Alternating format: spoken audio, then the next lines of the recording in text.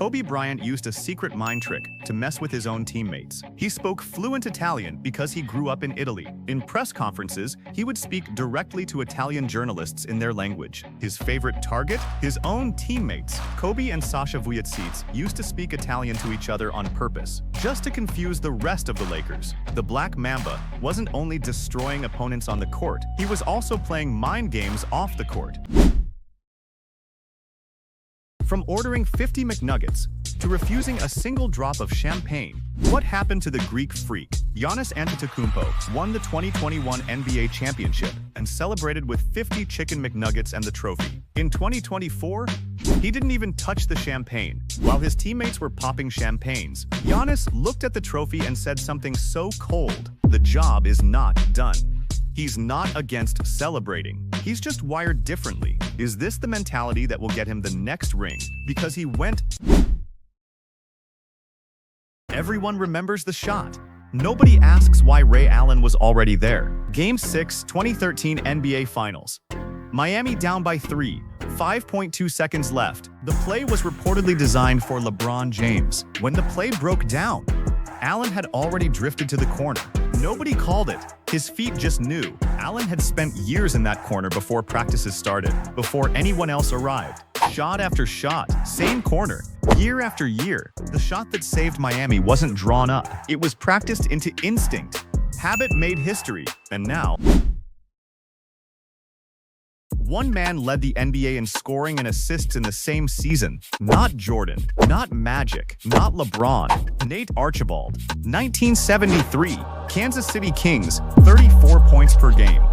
11 assists, 6'1", 160 pounds. His team went 36-46. They missed the playoffs. 50 years later, nobody has come close. David Thompson scored 73 points in one afternoon. George Gervin reportedly needed 58 that same evening to keep his title. April 9th, 1978, last game of the NBA season. Gervin scored 63, 5 more than he needed. He won by .07 points per game, one of the narrowest scoring margins in NBA history. Thompson scored 73. It wasn't enough. The Iceman answered with 63. He clinched the title that night. The NBA rewrote its officiating rules to stop one player. They never said his name. Before the 2022 season, new guidelines targeted 3 specific techniques. Step into defender contact on 3-point attempts. Mid-air arm hooks designed to draw fouls. Non-basketball movements used solely to initiate contact. Harden had perfected all 3. The announcement named no player. Within hours, everyone had a name for it. They called it the Harden Rule, one of the most prolific free throw drawers in NBA history. Erased by a footnote because the Houston Rockets didn't just draft Yao Ming. They reportedly negotiated with a government. The Chinese Basketball Association reportedly kept a share of every NBA dollar he earned. His calendar wasn't his own. China's national team had first claim on his body. Summer after summer, through fatigue, through fractures, Yao Ming retired at 30. One of the most commercially valuable players of his era, reportedly couldn't control his own offseason. One of the most replayed dunks in Olympic history erased someone. Not the man who jumped, the man he jumped over. Sydney, 2000.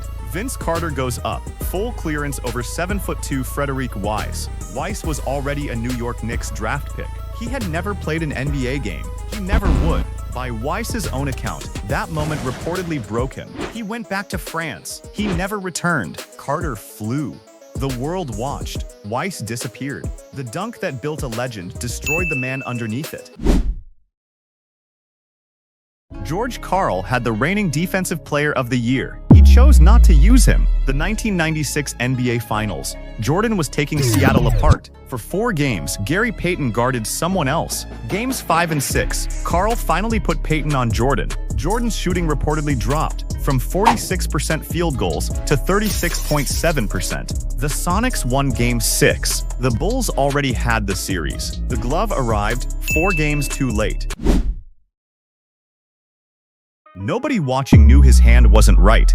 Dirk Nowitzki reportedly played the entire 2011 finals on a torn tendon sheath. The Mavericks kept it quiet. His grip was compromised. The injury altered his mechanics throughout the series. He averaged 26 points per game, named Finals MVP. He hit the shots Dallas needed when the series was on the line. The shots everyone called effortless, made with a hand that wasn't whole. The 2011 title was not just a story of a player at his peak, it was a story of a player who refused to stop. Follow for more untold NBA stories.